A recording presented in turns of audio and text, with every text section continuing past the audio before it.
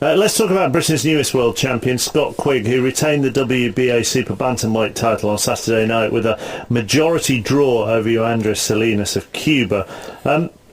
Let's get the backstory here, Mike, because he initially won this title outside the ring. Yes, he did. He was given the interim title by the World Boxing Association. And this is one of Bunce's problems, isn't it? Well, it's one of everybody's problems. You've got interims, you've got champions emeritus, you've got diamond belts, super belts, champions in recess, regular champions. It's just impossible, even for those of us in the sport, to keep tabs. On Saturday night, I was ringside for the Anthony Joshua bill at the O2 Arena in London, and there were boxing writers asking each other what was the value of the title that Scott Quigg was about to fight for. Even people who cover the sport are asking each other on the night of the fight, what's going on here? That's how confusing it is. You wonder how it comes about? It's a simple money-making exercise on behalf of the World Boxing Association. Look under their regulations and they will tell you that whenever their name and their title is attached to a fight, they take 3% of the challenger's purse, they take 3% of the champion's purse. So the more titles they've got, the more sanctioning fees they get. The bigger the fight, the bigger the sanctioning fee, up to they have a ceiling of $300,000 that they can take from two fighters for a world title fight. That's why all these titles are in place. And Mark, if you think about it, chappers, you think for the last 3 or 4 years you and I have been close, we've worked together, and haven't I always said to you, boxing's the straightest and most easiest business to understand because it revolves around money. And just to put into context, there's the amount of fights that Mike's talking about there. Since 2010, that 7 men have won a title for a portion, a slice, or whatever you want to call it, of the WBA's Super Bantamweight title. 7 different men. And Mike's looking at me because he's dreading me saying to him, Mike, give me the 7. Because I couldn't do it until I looked it up. No, I'm being honest. And let me tell you, chappers, I'm an expert in this business, and so is Mike here. And I can't give you the 7 men that have won a portion of that title that Scott Quigg now holds. So is he a genuine world champion? In the historical, traditional sense that we've regarded world champions, he's not. And look, that's really hard to say because he, like Jamie McDonnell and Darren Barker, has worked so hard to get where he is. But look, we're in this situation, as I said right at the start of the show tonight. He's never won a world title fight, and he's regarded as a world champion. It can't be right. However much we care and we respect what he's done on the way through so far, it's just a mess. And nobody can complain about not being recognised when they're winning titles that really have no value. But what's interesting is I spoke to Joe Gallagher, who's his fairly outspoken coach and mentor and friend, and Joe likened it to Ricky Hatton's apprenticeship. Ricky Hatton was a champion. He owned a belt called the World Boxing Union, one of the belts outside the 4 that we generally recognise, but it was good enough for Ricky to have whatever it is, 10 or so sellouts at the MEN against fighters that he just did what he liked with and got rid of, and that was what built Ricky's fandom, built Ricky's following. And Joe was saying today that he wants to do the same thing. He wants to just have a series of fights with Quigg until he builds him into, his own words, a proper world champion, and in a year's time he may be closer to being a proper world champion. In 18 months' time he could very well be, because he'll only be 25 and a half, he could very well be a real world champion. But right now he's a terrific fighter who's good enough to fight for a world title, who's been given a portion of the WBA's belt, and that is not, and it needs to be stressed, not a criticism. Well, Joe Gallagher, who, as Buncey says, is Quigg's trainer, says that one of Quigg's great strengths is his dedication, as shown on a recent trip to Los Angeles.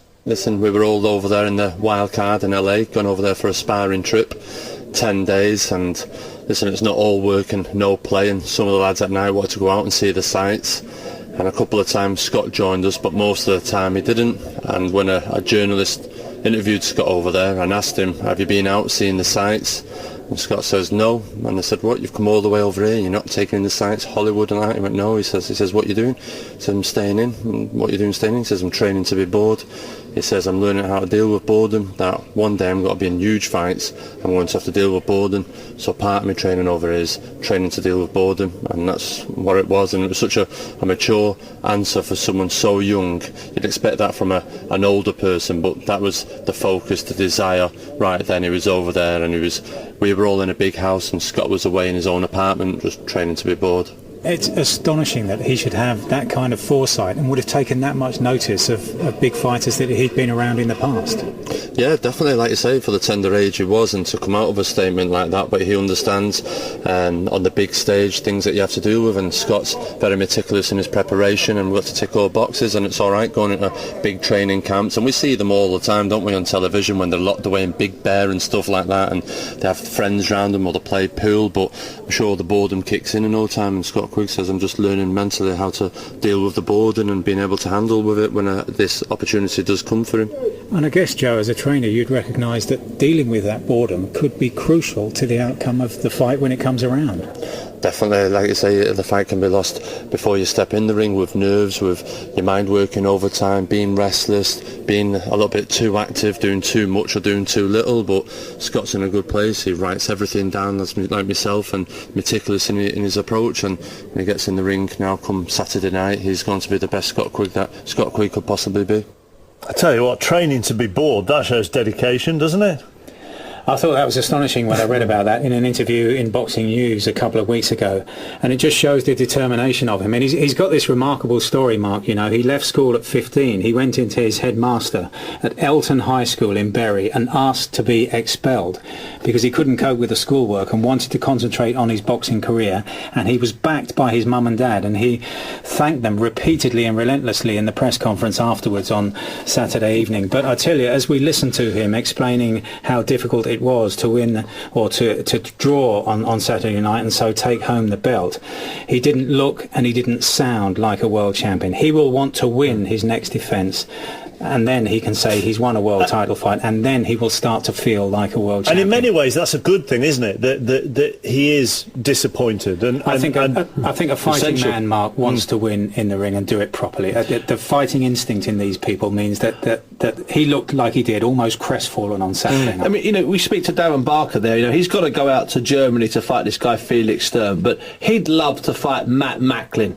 You know, anywhere in this country, 60,000, 50,000 people at his beloved Stamford Bridge. Then he'd love to get a rematch with Martinez, because that's what he wants to do. They're fighting men. They're not normal human beings. And Jamie McDonald there, okay, he is a bit of a party boy. He's a bit, you know, he's got a brother. Him and his brother are really close, and they do love to go out and have a good night in Doncaster, which, by the way, is a good night out. I can highly recommend it. But let me tell you something. You know, he may not know who these guys were from the past, but if he knows the best fighter in the world at his weight is Abner Mares or Anselmo Mares or whoever it is, he'll fight him at a drop of a hat, and he'll train like a Trojan to get there. They want those fights. They desperately want those hard fights, because they also know that what comes with it, because there's a flip side to recognition, Mark. Turn the card over, it says money. And just because they're not recognised like champions of the past, Mark, doesn't mean they're not as good as them. Yes. Thank you to you both. When's your next night out in Doncaster, Bunsey? Anytime. Listen, you want to come over to Pennine, son, we'll have a good time. All right, thank you very much. Steve Bunce and Mike Costello. That's the end of 5 Live Boxing.